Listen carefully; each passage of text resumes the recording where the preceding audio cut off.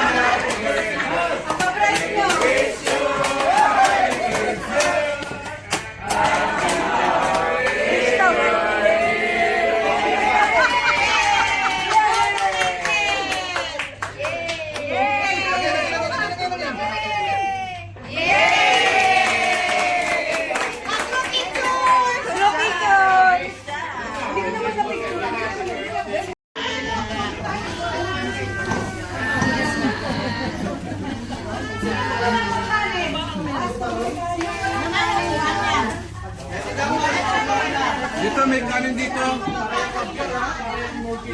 Isa. Meron na pala ako.